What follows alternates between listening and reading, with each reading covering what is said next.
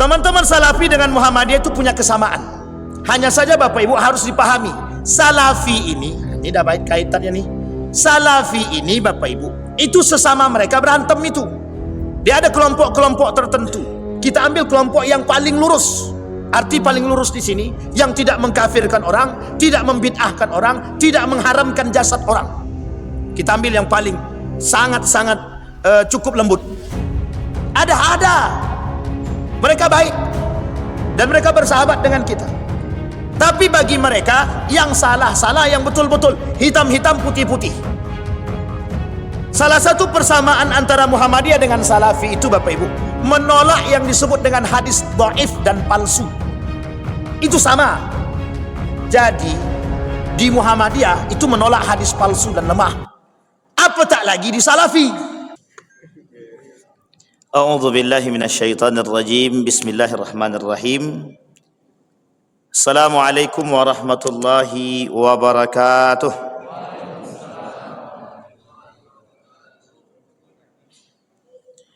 Alhamdulillahi rabbil alamin. Alhamdulillahilladzi an'ama bi ni'matil iman wal islam bihima tatimmus salihat. Asyhadu an la ilaha illallah wahdahu la syarika lah. Wa ashhadu anna Muhammadan abduhu wa rasuluh la nabiyya ba'd. Allahumma salli wa sallim wa barik ala hadzal nabiyil karim. Allahumma salli ala Muhammad wa ala ali Muhammad fil alamin innaka Hamidum Majid.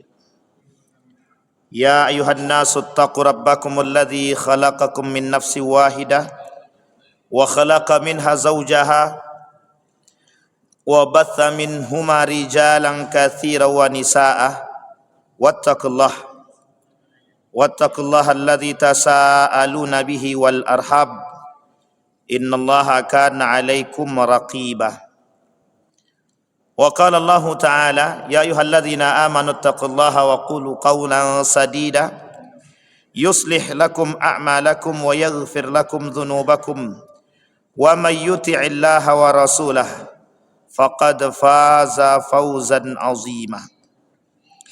Puji syukur kehadiran Allah atas limpahan rahmat dan karunia-Nya dengan mengucapkan alhamdulillahi rabbil alamin. Bersolawat kepada Nabi dengan mengucapkan Allahumma salli ala Muhammad wa ala ali Muhammad fil alamina innaka Hamidum Majid. Bapak Ibu sekalian yang berbahagia, mudah-mudahan di maghrib ini Allah melimpahkan rahmat dan karunia-Nya kepada kita semua. Allah memberkahi hidup kita. Allah jadikan rumah tangga yang sakinah, mawaddah, warahmah. Allah anugerahkan anak-anak yang saleh dan salihah. Allah jadikan kita orang-orang yang selalu bersyukur akan segala nikmat-Nya. InsyaAllah kita semua husnul khatimah. Amin ya rabbal alamin. Baik Bapak Ibu sekalian yang berbahagia, di malam ini Bapak Ibu atau di maghrib ini ada hal yang begitu sensitif yang ingin kita coba bahas bersama. Tetapi Bapak Ibu sekalian yang berbahagia, ada hal yang harus kita pahami dari persoalan-persoalan yang begitu cukup sensitif terkait perbedaan Muhammadiyah dan teman-teman Salafi.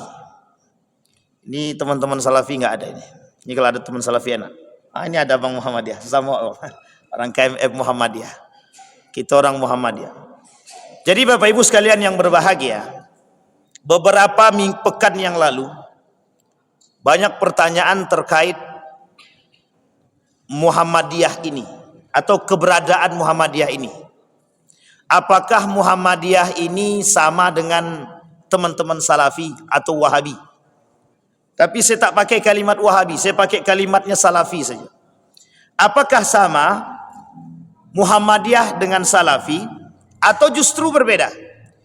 Bapak Ibu sekalian yang berbahagia, pertanyaan ini saya rangkum, paling tidak ada 8 pertanyaan yang disampaikan kepada kami sebagai orang Muhammadiyah. Jadi hari ini saya deklarasi deklarasi kalau saya adalah orang Muhammadiyah. Jadi ada poin-poin penting Bapak Ibu sekalian yang berbahagia yang ditanyakan mereka kepada kami. Pertama, mereka sampaikan begini, sebagian kalangan, Muhammadiyah itu tidak jelas dan tak tegas. Di mana letak tak jelas tak tegasnya itu? Ketika mereka melihat Muhammadiyah ini adalah kelompok yang intoleran pada waktu-waktu tertentu. Ketika pemerintah awal Ramadannya berbeda dengan Muhammadiyah, dianggaplah Muhammadiyah ini menyeleweng daripada aturan pemerintah. Tapi tidak dilihat dari sisi yang lain. Ketika Muhammadiyah punya peran, jadi dalam Muhammadiyah itu ada pembahasan khusus dalam al-Islam dan kemuhammadiyahan. Salah satunya gerakan sosial. Muhammadiyah itu dalam peran politik, sangat. Jangan dikira Muhammadiyah tidak berpolitik. Muhammadiyah berpolitik tapi tidak berpolitik praktis. Tapi sebagian di antara mereka mesti banyak yang datang dan mencari suara ke Muhammadiyah. Itu pasti. Dan kita sampaikan itu. Jadi kalau mereka berbicara mengatakan bahwa Muhammadiyah itu tidak jelas dan tidak tegas, hanya karena persoalan Muhammadiyah dalam urusan melihat hilal itu berbeda dengan kelompok yang lain atau pemerintah, itu tidak bisa dijadikan standar ketidakjelasan Muhammadiyah. Satu. Pertanyaan kedua, apa kata mereka? Muhammadiyah itu abu-abu, katanya. Salafi tidak, NU tidak, katanya. Saya bilang, justru keabu-abuan itu yang perlu kita jadikan lebih terang. Masih mending abu-abu, karena masih ada warna yang abu-abu. Coba kalau tidak abu-abu, tidak warna merah, tidak warna hitam, itu kan lebih parah. Hanya saja Bapak Ibu sekalian yang berbahagia, Muhammadiyah ini adalah organisasi yang lebih dulu berdiri daripada NU, termasuk Salafi itu sendiri. Secara formal, Muhammadiyah itu berdiri 1912. Indonesia belum merdeka, Pak. Kenapa NU berdiri? Itu setelah Kiai Haji Ahmad Dahlan meninggal. Bukan tanpa sebab. Kiai Haji Hasyim Asy'ari mendirikan Nahdlatul Ulama 1926. Sama berdirinya dengan Pondok Pesantren Darussalam Gontor 1926. Sebelum itu sudah berdiri 1912 Muhammadiyah. Berapa lama jaraknya? Dan bukan tanpa alasan. Kenapa Kiai Haji Hasyim Asy'ari mendirikan Nahdlatul Ulama, gerakan ini? Awalnya dia tak mau mendirikan karena sudah ada Muhammadiyah. Setelah meninggal 1923, ada yang mengatakan 1925, Kiai Haji Ahmad Dahlan, barulah kemudian Kiai Haji Hasyim Asy'ari mendirikan Nahdlatul Ulama. Jadi kalau dikatakan Muhammadiyah ini gerakan abu-abu 1912, Indonesia belum merdeka. Itu Muhammadiyah sudah ada. Ini orang-orang yang berbicara demikian ini mesti tidak kenal Muhammadiyah. Jadi patokan gerakan itu dianggap patokan gerakan keagamaan secara murni. Saya ceritakan satu hal. Dalam surat Al-Ma'un itu, Kiai Haji Ahmad Dahlan itu, atau lebih tepatnya Ahmad Darwis atau Muhammad Darwis itu, mengajarkan surat Al-Ma'un berbulan-bulan kepada muridnya. Sampai protes muridnya. Apa kata muridnya? Loh kok ini terus yang dibahas? Tidak ada selesai-selesainya. Apa jawaban Kiai Haji Ahmad Dahlan? Sebelum dia sampai ke Indonesia, nama dia Muhammad Darwis. Setelah dia sampai ke Indonesia, berubah nama menjadi Ahmad Dahlan. Dia dari Mekah. Sama-sama murid atau sama-sama berguru kepada seorang ulama besar. Namanya Soleh Darat. Begitu juga Yasin Al-Padani atau Al-Padangi. Itu penting untuk dipahami. Jadi Ahmad Dahlan dengan Kiai Haji Hasyim Asy'ari ini masih bersaudara. Kalau bahasa kita ni 3 pupu.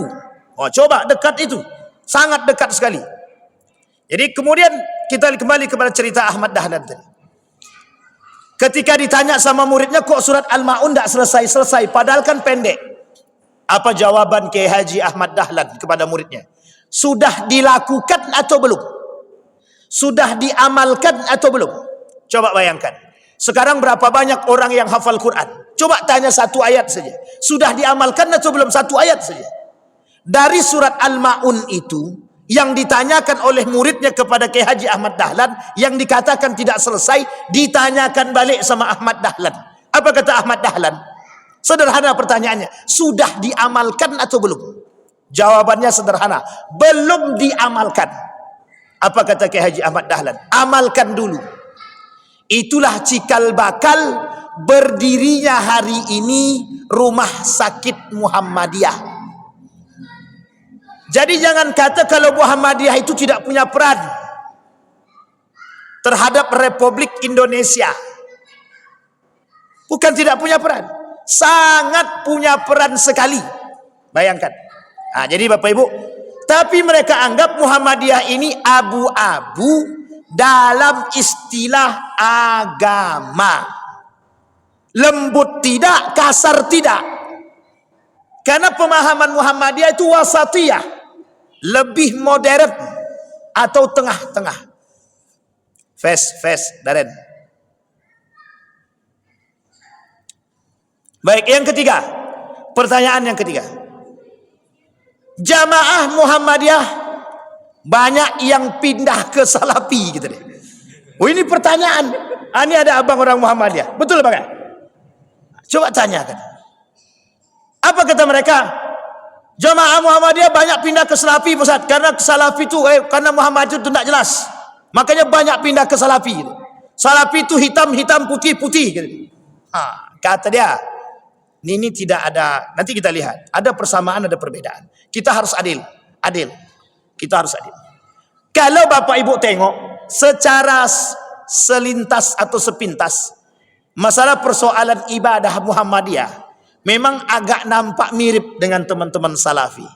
Tetapi Muhammadiyah dengan Salafi punya perbedaan yang fundamental, sangat-sangat jauh. Itu pertanyaan ketiga. Pernyataan keempat, mengapa Muhammadiyah tidak bermazhab? Memang betul kalau begitu, kata dia kan. Kapan dia pengen jalan, kalau tak ya sudah. Itu dia bahasa yang dipakai. Muhammadiyah itu, nanti kita jelaskan satu-satu. Dia kalau dijelaskan panjang lebar ini. Ini tidak selesai satu kali pertemuan, tidak selesai. Karena pertanyaannya banyak. Kelima, ini saya kutip daripada WA yang masuk. Mengapa Muhammadiyah menggunakan istilah ittiba bukan taklid? Ini juga sama Pak. Muhammadiyah tak kenal taklid. Muhammadiyah tidak kenal taklid. Tapi yang dikenal oleh Muhammadiyah ittiba. Baik. Kemudian yang keenam. Terus kalau begitu apa perbedaan Muhammadiyah dengan Salafi? Itu dia pertanyaan yang dari Pak Yendi. Itu dia pernyataan dari Pak Yendi. Yang ketujuh, apa kata mereka?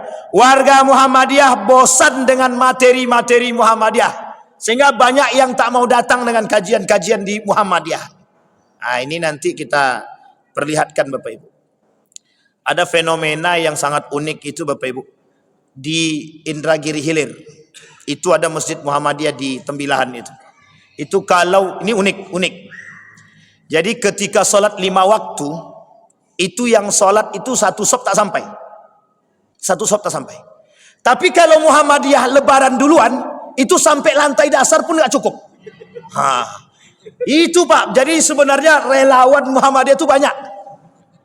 Kami pernah jadi imam, jadi khatib Idul Fitri, Idul Adha di Perawang. Orang Muhammadiyah itu kalau kita hitung sedikit, setengah masjid baru itu tak sampai. Masjid Taqwa itu tak sampai. Pas khutbah Idul Adha, pas acara Idul Adha, itu Muhammadiyah duluan. Itu sampai ke jalan jamaah itu. Parkir itu tak tahu di mana itu. Saking banyaknya. Pertanyaannya kok muncul, loh kok makin banyak peserta Muhammadiyah? Coba Bapak Ibu bayangkan. Artinya Sebenarnya banyak pengikut Muhammadiyah yang tak tertulis secara kartu identitas Muhammadiyah. Jadi kartu anggota Muhammadiyah, tapi banyak pengikutnya. Lebaran duluan mau, puasa duluan nggak mau dia. Jadi kalau bisa semakin sedikit dan semakin cepat. Kalau bisa 27 itu. Cuman nggak bisa kan. Tapi kita lihat. Kemudian yang terakhir ada 8 pertanyaan. Banyak beranggapan bahwa Muhammadiyah itu firqah mengajarkan kesesatan. Ini yang dikatakan oleh orang Salafi yang ada di Kampar itu. NU firqah dhalah kata dia. Muhammadiyah firqah dhalah kata dia. Bapak Ibu, kita harus fair. Kita harus fair. Kami di sini bukan ingin menjelekkan satu dan yang lain, tidak. Kita harus fair. Kami ingin menyampaikan kepada Bapak Ibu semua, biar masyarakat juga tahu siapa Muhammadiyah dan bagaimana. Kita ambil contoh, mohon maaf, di Riau ini, itu termasuk orang memandang Muhammadiyah itu sedikit sensitif. Di sore itu Muhammadiyah nggak bisa masuk. Hanya segelintir pengikutnya. Kalau ada orang, ini orang Muhammadiyah nih, nggak sejalan dengan kami. Coba bayangkan. Itu orang-orang yang nggak paham sejarah. Orang-orang yang tidak paham dengan siapa sebenarnya, atau bagaimana sebenarnya, atau apa sebenarnya Muhammadiyah ini. Hari ini kita mau akui Bapak Ibu, biar Bapak Ibu semua tahu. Yang paling konsisten hari ini, kelompok dan organisasi yang masih dianggap paling konsisten menjaga Muhammadiyah. Boleh cek firqah-firqah yang lain atau organisasi yang lain. Itu organisasi yang paling berdiri hari ini, tidak ke kanan, tidak ke kiri, itu cuma Muhammadiyah. Karena slogan Muhammadiyah itu adalah wasatiyah, menjadi pendamai di antara sekian banyak masalah. Ketika kasus-kasus bertebaran, Muhammadiyah paling tengah. Maka Bapak Ibu sekalian yang berbahagia, itu dalam segi politiknya, pemerintahannya. Tapi Muhammadiyah juga tidak bisa dipandang sebelah mata dalam urusan agama. Muhammadiyah punya satu hal yang harus Bapak Ibu tahu. Majelis tarjih. Tahu Bapak Ibu tarjih itu ya? Tukang buat fatwa di Muhammadiyah itu namanya majelis tarjih. Dan fatwa itu dipegang oleh anggota Muhammadiyah. Kalau dibilang tidak konsisten, Muhammadiyah sangat konsisten sekali. Ada majelis tablik yang membidangi dakwah. Muhammadiyah kalau berbicara tentang dakwah, Bapak Ibu boleh cek yang sampai ke pelosok sana itu siapa? Bukan hanya yang lain, Muhammadiyah juga paling utama. Bahkan lembaga amil zakat Muhammadiyah itu, Lazismu, pernah menggelontorkan dana untuk memberikan bantuan kepada para dai-dai ke berbagai macam daerah-daerah terpencil. Sampai dari Sabang sampai Merauke. Jadi kalau kita berbicara tentang Muhammadiyah, tidak bisa kita berbicara sedikit, Pak. Muhammadiyah punya banyak gerakan. Kembalikan kepada namanya dulu. Apa sih sebenarnya Muhammadiyah itu? Pengikut ajaran baginda Nabi Muhammad SAW. Ini bukan pengikut Muhammad Ridwan, bukan pengikut Muhammad Darwis, bukan pengikut Muhammad yang lain. Muhammadiyah slogannya mengikuti ajaran baginda Nabi Muhammad SAW. Dan ingat, gerakan Muhammadiyah ini puritanisme, pemurnian akidah, termasuk salah satu organisasi yang menolak TBC, tahayul, bid'ah, khurafat, yang ketika itu banyak tersebar. Jadi kalau mohon maaf, teman-teman Salafi hari ini berbicara TBC, Muhammadiyah 1912 sudah berbicara. Sebelum dibentuknya Muhammadiyah sudah berbicara Kiai Haji Ahmad Dahlan, pemurnian akidah. Jangan salah Bapak Ibu. Dalam selentingan di Padang, ketika Imam Bonjol datang, Imam Bonjol itu peletak batu pertama pemurnian akidah yang ada di Padang, Sumatera Barat. Jangan salah itu. Makanya mohon maaf, kenapa di Sumatera Barat itu rata-rata orangnya Muhammadiyah. Rata-rata itu bukan tanpa sebab. Buya Hamka di situ dan banyak orang-orang pembesar-pembesar Muhammadiyah yang lahir dari sana. Oh berarti Muhammadiyah ini orang punya orang Sumatera Barat. Tidak. Muhammadiyah ini tempatnya ada di Kauman, Yogyakarta, tempat lahirnya di situ, Pak. Kauman, Yogyakarta. Tak jauh dari rumah sakit Muhammadiyah yang pertama. RSPKU, rumah sakit Muhammadiyah. Itu tak jauh dari tempat gang masuk ke Kauman itu. Di situ ada sekolah madrasah Muhammadiyah namanya Muallimin dan Muallimat, termasuk madrasah yang pertama dulu yang berbasis keislaman. Salah satu pimpinan Gontor itu, pendiri Gontor, Trimurti, itu belajar ke Muhammadiyah. Salah satu di antaranya. Jangan salah Pak, Muhammadiyah 1900. Jadi kalau berbicara tentang Muhammadiyah, kita bisa katakan valid. Nah sekarang kita lihat Bapak Ibu. Saya tidak mau sampaikan secara mutlak langsung itu kita sampaikan perbedaan Muhammadiyah dengan Salafi. Kita lihat dulu persamaannya. Teman-teman Salafi dengan Muhammadiyah itu punya kesamaan. Hanya saja Bapak Ibu harus dipahami. Salafi ini dah baik kaitannya nih. Salafi ini Bapak Ibu, itu sesama mereka berantem itu. Dia ada kelompok-kelompok tertentu. Kita ambil kelompok yang paling lurus. Arti paling lurus di sini yang tidak mengkafirkan orang, tidak membid'ahkan orang, tidak mengharamkan jasad orang. Kita ambil yang paling sangat-sangat cukup lembut. Ada. Mereka baik dan mereka bersahabat dengan kita. Tapi bagi mereka yang salah, yang betul-betul, hitam-hitam, putih-putih. Salah satu persamaan antara Muhammadiyah dengan Salafi itu Bapak Ibu, menolak yang disebut dengan hadis dhaif dan palsu. Itu sama. Jadi di Muhammadiyah itu menolak hadis palsu dan lemah. Apa tak lagi di Salafi? Teman-teman Salafi sangat menolak. Tapi di teman-teman Nahdlatul Ulama tidak. Karena sebagian mengatakan bahwa beramal dengan hadis dhaif itu sunnah. Itu yang disampaikan Kiai Haji Idrus Romli dalam podcastnya. Nah, kan begitu. Tapi dalam pembahasan para ulama terdahulu itu disampaikan. Imam As-Suyuti itu mengatakan, Ibnu Hajar Al-Asqalani mengatakan sama, bahwa beramal dengan hadis dhaif itu atau mengambil pahala keberkahan atau mengambil faidah dari hadis-hadis yang dhaif itu tidak dipermasalahkan. Dan banyak turunnya kapan waktu kita bahas Pak. Itu masalah sensitif karena biar orang itu terbuka juga. Yang pertama, persamaan Muhammadiyah dengan Muhammadiyah dengan Salafi.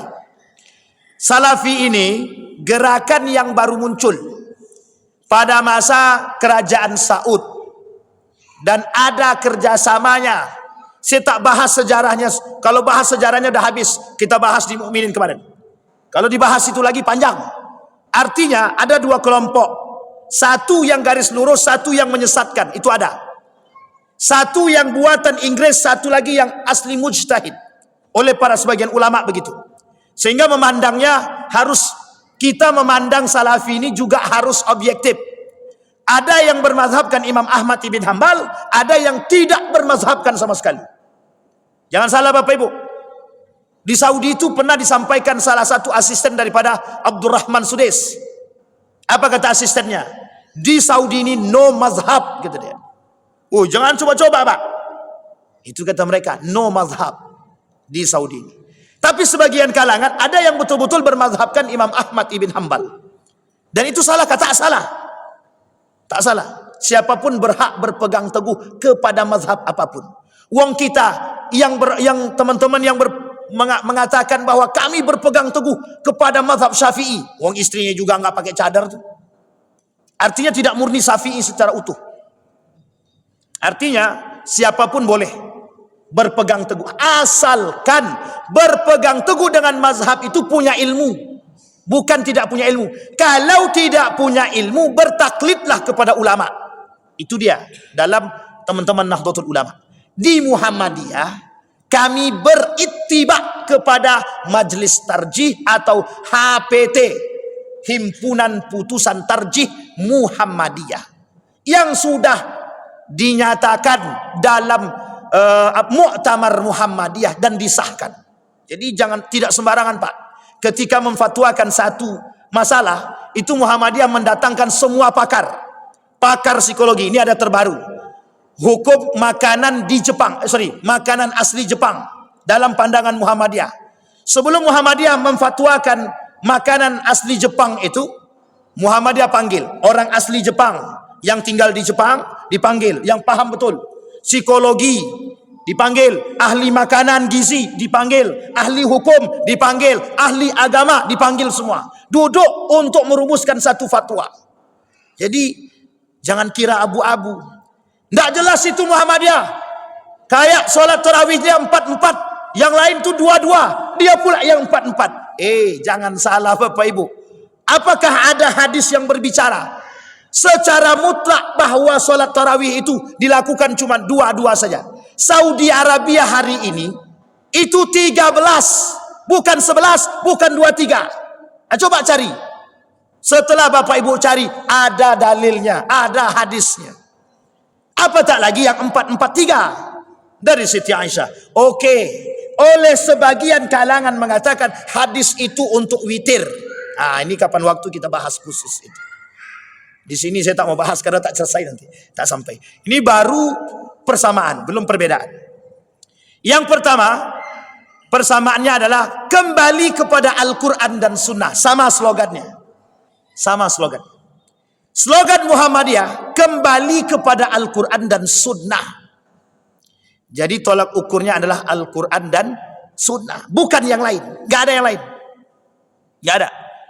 Kalau yang lain percaya dengan kias, Muhammadiyah cuma menggunakan Muhammadiyah menggunakan Al-Quran dan Sunnah. Kalaupun ada kias hanya untuk pandangan, bukan penguat sumber hukum. Harus dipahami di situ. Bukan penguat sumber hukum. Tetapi ada perbedaan antara Muhammadiyah dengan teman-teman Salafi. Muhammadiyah tidak tekstual saja, juga kontekstual. Muhammadiyah memandang satu ayat itu harus dipahami dengan model pemahaman yang kontekstual, begitu juga tekstual. Sehingga Muhammadiyah menggunakan metode pendekatan bayani, irfani, burhani. Itu mesti tak perlu kita bahas panjang. Cukup dalam kajian serius aja itu. Artinya ada pendekatan tertentu yang digunakan. Jadi tidak bisa sembarang main haram-haram aja, tidak bisa itu. Misal tentang zakat. Ini saya sampaikan tentang zakat. Dalam zakat itu, oleh teman-teman Salafi itu tidak mau menggunakan pulus, harus pakai beras atau makanan pokok. Sementara Basnas kita itu membolehkan. Tahu Bapak Ibu mazhabnya siapa itu? Itu bukan mazhab Imam Syafi'i. Kalau mazhab Imam Syafi'i 2,7, makanya UAS mengambil 3, 2,7 sampai 3. Itu mazhab Imam Syafi'i standarnya.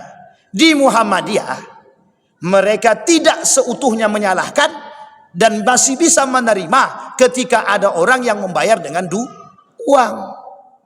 Artinya lebih terbuka cara berfikir. Ini perbedaan. Saya tak jelaskan metodenya karena penjelasan metode itu panjang. Baik, itu yang pertama. Sama-sama menjadikan slogannya kembali kepada Al-Quran dan Sunnah. Yang kedua, sama-sama tidak berhujjah kepada hadis dhaif dan palsu. Makanya doa Allahumma laka sumtu wa bika amantu itu tidak terpakai itu Pak. Enggak kepakai. Sama dengan ketika Allahu Akbar kabira. Muhammadiyah tak pakai itu. Muhammadiyah pakai hadis yang sahih. Pakainya Allahumma ba'id baini atau dengan hadis yang lain. Tapi Bapak Ibu, ada hadis yang lain yang berbicara tentang itu, ada. Hanya saja memang tidak ada yang menggunakan inni wajjahtu. Ada yang menggunakan hadisnya hasan. Ada juga yang mengatakan hadisnya dhaif. Itu boleh dicek dalam bukunya, dalam hadis-hadis itu ada. Ada buku Ustaz Khair Husairi yang sudah diringkas. Ada juga Syakir Jamaluddin yang sudah diringkas banyak. Dan itu boleh dilihat. Muhammadiyah menggunakan hadis yang sahih. Allahumma ba'id baini. Itu salah satu contohnya. Makanya berbuka puasa itu yang baik, yang benar bagaimana? Bismillahirrahmanirrahim. Setelah minum ataupun makan baru berdoa. Zahabat dhama wa tabatil uruq wa tabatil ajru insyaallah, katanya. Nah, itu dia, Pak. Tapi kan itu tidak menjadi persoalan, Pak Ustaz. Dalam pandangan majelis ulama dan para ulama-ulama hadis, baik dari kalangan Timur Tengah maupun dari Mesir ataupun mana, itu boleh ditengok Bapak, boleh dilihat. Ternyata menggunakan hadis palsu dalam doa itu sebagian ulama ada yang membolehkan. Kenapa alasannya begitu? Karena banyak orang berdoa yang tidak ada di dalam Al-Quran dan hadis. Ya Allah, kuatkanlah imanku. Mana hadisnya? Tidak ada. Ya Allah, tambahkanlah istriku. Mana dalilnya? Tidak ada. Maksudnya dalam konteks bahasa yang seperti itu tidak ada. Oleh sebagian ulama, maka dibenarkan menggunakan hadis palsu dalam doa. Di dalam permasalahan ini Muhammadiyah berposisikan seperti ini. Kenapa menolak hadis lemah dan hadis palsu sebagai hujjah? Ulama sudah menyampaikan. Hadis yang dhaif dan hadis yang dhaif banget, lemah banget dan palsu itu tidak boleh digunakan pada 5 hal. 3 diantaranya. 1, tidak boleh dalam urusan berhujah dalam urusan akidah. Yang kedua, tidak boleh dipakai dalam urusan argumentasi. Yang ketiga, tidak boleh berurusan dengan halal haram. Dan masih ada 2 yang lagi, saya lupa itu. Nanti kita jelaskan kembali. Sampai di sini bisa dipaham. Sehingga sebagian kalangan termasuk Nahdiyin masih memahami konteks ini bahwa hadis-hadis yang lemah boleh diambil manfaat. Sampai di sini bisa dipahami Bapak Ibu ya. Tapi di dalam Muhammadiyah dan Salafi tidak mau berhujjah dengan hadis dhaif ataupun palsu. Alasannya adalah tidak kuat. Itu Bapak Ibu. Sampai di sini bisa dipahami. Tapi Muhammadiyah dalam persoalan hadis dhaif dengan palsu dan dalam persoalan hadis dhaif masih bisa bertoleransi untuk tidak mengatakan kepada pelaku hadis dhaif itu bid'ah. Tidak. Itu harus dipahami, Pak. Harus dipahami. Baik, yang kedua. Udah mau habis aja waktunya. Masih panjang. Alhamdulillah. Yang ketiga, kedua-duanya sama-sama tidak memberlakukan qiyas dalam persoalan ibadah. Tidak ada qiyas-qiyas dalam masalah ibadah. Makanya bahasanya Muhammadiyah itu dan Salafi itu yang jelas aja. Apa yang dilakukan dalam hadis-hadis sahih itu saja yang dipakai. Kalau tidak ya ditolaknya. Kita ambil contoh doa ketika ruku, sujud. Nah, Bapak Ibu kalau ruku itu bagaimana doanya? Abang. Subhana rabbiyal azimi wa bihamdi. Hadisnya yang sahih dipotong. Subhana rabbiyal azim. Tapi dalam hadis yang lain ada banyak 5 macam. Dan derajat hadisnya ada yang kuat, ada yang lemah, ada yang hasan. Jadi sebenarnya tidak seutuhnya juga apa yang dibaca itu salah. Karena juga ada persoalan. Nah, ini sudah kita bahas ini, Pak. Dan ini di dalam Muhammadiyah dan Salafi menggunakan yang paling kuat itu tadi. Sami Allahu liman hamidah. Rabbana walakal hamd. Cuman sampai di situ. Tidak ada tambah-tambahan. Apa tambahannya, Bang? Masih hafal? Mil'us sama wa mil'ur adi wa mil'u ma syi'ta min syai'im ba'du. Kalau tak hafal berarti jangan ngaku NU. Nah, ini tidak ada kaitannya dengan NU dan Muhammadiyah. Persoalan bacaan. Tetapi hadis yang dipakai oleh teman-teman Salafi menganggap hadis ini lebih kuat. Begitu juga di Muhammadiyah. Ada bacaan yang lain yang digunakan oleh Muhammadiyah menggunakan hadis yang sahih, terkhusus dalam ibadah juga. Nah, bertoleransi persoalan muamalah itu lain belakangan. Tapi Bapak Ibu sekalian yang berbahagia, perlu kita pahami bahwa alasan mereka menggunakan kenapa hadisnya yang dipilih hadis-hadis sahih cari selamat. Sampai di sini bisa dipahami? Pokoknya cari aman. Nah, itu dia. Kalau yang satunya lagi bukan masalah cari aman, kan masih ada celah. Kenapa kita tak ambil celah tersebut? Salah kata salah juga? Tak salah juga. Hanya saja berani mengambil itu berarti berani mengambil resiko. Tapi kalau orang yang mengambil udah pokoknya kami hadis sahih aja. Nah, jadi sudah mencari aman duluan. Takut terjerumus dalam, mohon maaf, jika hadis tersebut palsu ataupun dhaif ataupun dhaif jiddan, lemah banget. Baik, sama-sama tidak memberlakukan kias dalam persoalan ibadah. Keberapa lagi? 1, 2, 3. Keempat, kedua-duanya sama-sama memiliki semangat purifikasi. Apa bahasa purifikasi itu? Puritanisme, pemurnian akidah. Pokoknya TBC tidak ada namanya toleransi. Syirik. Yang datang ke dukun syirik. Dah itu mutlak syiriknya kan? Sama. Tidak ada tawasul-tawasulan. Oh iya jelas. Kecuali bertawasul dengan amal soleh. Kan begitu. Nah, ini penting juga untuk dipahami ini. Tidak ada ziarah kubur dalam baca yasin segala macam. Nah, tapi ini penting untuk dipahami. Sehingga Bapak Ibu, dalam persoalan seperti ini, itu menjadi pos sendiri bagi Muhammadiyah dan Salafi. Dalam hal ini ada kesamaan. Muhammadiyah tidak ada berlebihan dalam persoalan kuburan. Tapi Muhammadiyah tidak pernah panggil mereka tuh ahlul kuburiyun. Ya, orang-orang yang suka ke kubur itu Muhammadiyah tidak pernah panggil ahlul kuburiyun, tidak pernah. Menghargai dan menghormati sikap setiap orang. Itu Muhammadiyah.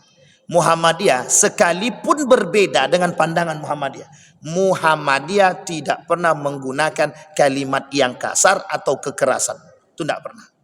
Itu harus dipahami, Pak. Oh kafir, tidak pernah. Muhammadiyah boleh cek, tidak pernah.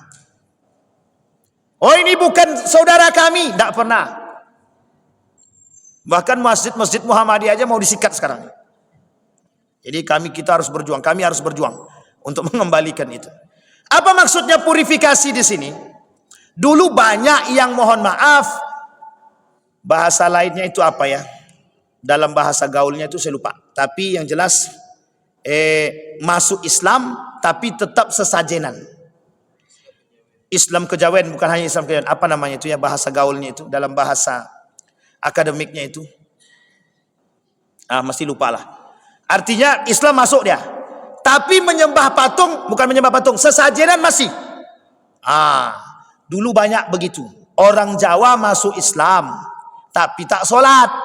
Nah, inilah dulu menjadi alasan kepada oleh Kiai Haji Ahmad Dahlan untuk merubah. Salah satu yang kami temukan ketika di Madinah itu, bertemu dengan salah seorang aktivis, dan dia mahasiswa Universitas Islam Madinah. Ternyata murid daripada Wali Songo, terkhusus Sunan Kalijaga, itu pernah bertanya kepada Sunan Kalijaga, apakah Islam yang benar itu mengajarkan seperti ini? Seperti ini tuh bisa kita persoalkan begini. Sunan Kalijaga kan suka maling rumah orang kaya, dan itu kemudian dibagi ke orang miskin. Itu dilakukan, diproteslah sama muridnya. Itu salah satunya. Salah satu di antara kegiatan yang dilakukan oleh Sunan Kalijaga. Apa jawaban Sunan Kalijaga? Kelak akan datang kelompok yang akan memurnikan, membenarkan yang salah. Bisa jadi Muhammadiyah salah satu di antara yang dikatakan, dan kelompok-kelompok yang lain. Sampai di sini bisa dipahami, Pak. Keris bisa berdiri sendiri. Itu bukan tidak banyak kita temukan, Pak. Oh, kalau di Jawa itu kental sekali. Bunga 7 rupa. Kenduri ada maknanya. Oh, itu bukan tak ada sebab. Ada sebabnya, Pak. Dulu, Pak, orang kalau kenduri di Jawa itu, dalam nampan itu makanan yang disediakan, itu makanan-makanan yang menyesuaikan rukun iman dan rukun Islam. Nggak bisa sembarangan. Ada filosofinya itu. Baca dalam sejarah, Pak. Boleh, kalau ini boleh merujuk kepada Ustadz Salim Afillah. Cukup kuat dalam mengkaji sejarah tanah Jawa. Itu salah satu yang kami temukan waktu itu. Mohon maaf Pak Ustadz, kata dia. Ini makanan yang kami buat ini dari nenek moyang kami, itu ada maknanya. Jadi tidak bisa, Pak. Kalau kita makan itu yang kering dengan yang kering, tidak bisa. Yang kering harus dengan yang basah. Dan itu ternyata ada makna. Dan makna itu mereka masukkan dalam rukun iman dan rukun Islam. Coba bayangkan. Nah, jadi ini sejarah. Nah, ini Sayyidul Amin juga cukup lumayan untuk memahami itu. Baik, kita kembalikan kepada perbedaan tadi. Persamaan. Sama-sama memiliki semangat purifikasi. Nah, ini yang harus dipahami dulu dari teman-teman Muhammadiyah. Secara ibadah, Muhammadiyah tidak tahlilan. Sama, Pak. Salafi juga tidak tahlilan, Pak. Muhammadiyah tidak ada namanya kenduri. 3 hari, 7 hari, 1000 hari, tak ada. Yasinan malam Jumat, tak ada. Sama, Pak. Mereka juga nggak ada. Kemudian Maulid Nabi, tidak ada.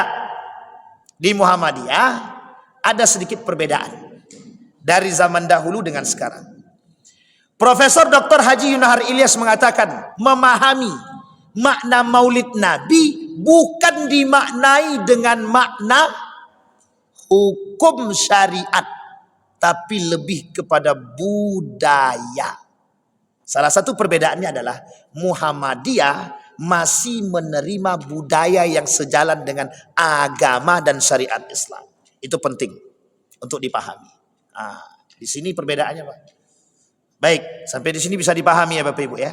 Jadi ini dari segi persamaan. Nah, sekarang Bapak Ibu, di antara atau di balik daripada persamaan mesti juga ada perbedaan. Mau kita sampaikan langsung perbedaan atau kita tutup? Sudah selesai waktu dapat. Pertama saja untuk pemancing.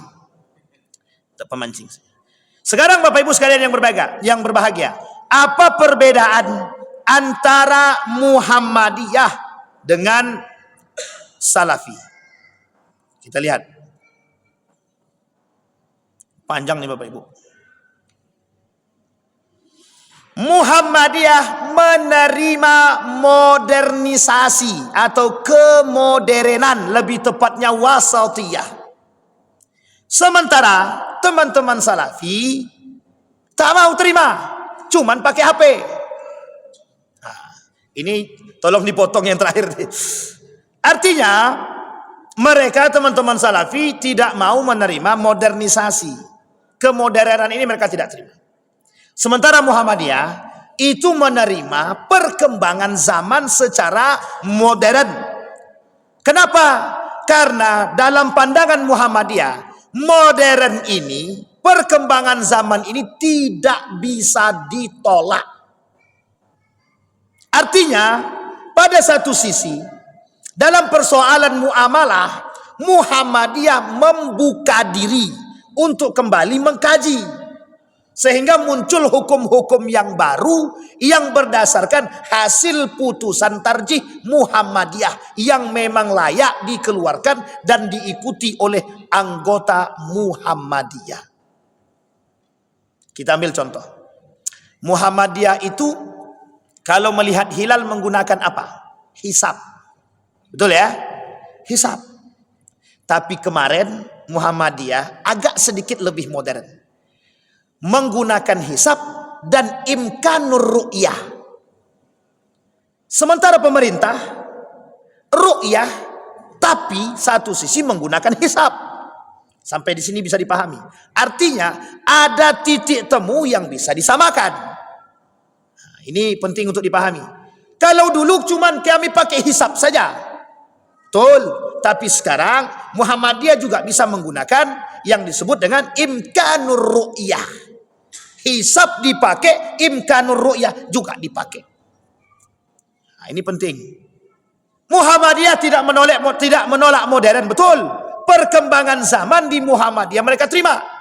Makanya mohon maaf, selalu terjadi perubahan dalam sisi muamalah. Sekarang Muhammadiyah punya Gojek. Namanya apa? Lupa saya. Bang, apa nama Muhammad Gojek kita? Zendo. Nah, itu kalau ini udah nampak tuh. Oh ya, Muhammadiyah juga sudah punya. Sebenarnya kalau Muhammadiyah ini punya produk-produk itu kita ndak aneh. Uangnya 15 triliun nggak bergerak. Jadi kalau mau diambil yang goyang pemerintah yang goyang. Nah, itu Pak. Masih ingat kasus itu Pak? Mohon maaf ya. Kita kalau mau sombong-sombongan Pak ya. Muhammadiyah itu pernah mohon maaf menggertak pemerintah itu dengan apa? Ditariknya duit. Mau membangun Muhammadiyah, Bank Muhammadiyah sendiri. Bukan tak bisa. 15 triliun. Kalau bahasa kasarnya pemerintah punya hutang kepada Muhammadiyah. Cuman kan kita nggak mungkin sampaikan itu. Astagfirullah. Sampai di sini bisa dipahami Pak ya. Jadi kalau kita berbicara persoalan Muhammadiyah, Muhammadiyah bergerak. Nah, yang kedua perbedaan antara Muhammadiyah dengan Salafi. Muhammadiyah itu organisasi, sementara Salafi ini sekte. Kalau kita berbicara atau mempermasalahkan organisasi itu terstruktur, ada ketuanya, ada sekretarisnya, ada bendaharanya. Salafi tak ada. Siapa ketua Salafi sekarang? Apa dia organisasi? Tidak ada Pak. Maka Salafi ini secara perbedaan dengan Muhammadiyah pada poin kedua tadi, Muhammadiyah ini organisasi legal, formal, jelas, sementara Salafi tidak. Dia bukan organisasi, bukan tidak jelas juga, bukan organisasi tapi sekte. Maka tidak ada Pak, teman-teman Salafi kan tidak ada tuh siapa ketua Salafinya, tidak ada. Iya memang tidak ada, kecuali kalau mereka bangun yayasan, itu lain cerita. Nah, sampai di sini bisa dipahami Bapak Ibu. Kita masuk 2 poin saja dulu. Kapan waktu kalau kita ketemu lagi kita sampaikan. Insya Allah ini bahan mau kita sampaikan juga kepada khusus masyarakat Muhammadiyah juga. Lain waktu insya Allah. Tapi kenapa saya sampaikan juga di tengah masyarakat yang lain. Biar juga bisa melihat Muhammadiyah, perbedaan antara Muhammadiyah dengan teman-teman Salafi. Agar tidak memukul rata. Ini orang tidak pakai kunut nih. Asam. Ini dah jelas Salafi nih. Atau udah jelas nih ini. Jadi tertutupi sudah. Cuman Bapak Ibu sekalian yang berbahagia, yang perlu kita tekankan, perbedaan yang kita sampaikan bukan mengkerdilkan siapapun, tapi untuk membuka pola pikir kita agar kita ini sehat dan bisa menerima perbedaan tersebut. Saya kira itu saja, mudah-mudahan bermanfaat bagi kita semua. Fa'tabiru ya ulil absar la'allakum tuflihun. Assalamualaikum warahmatullahi wabarakatuh. Mati semua ya.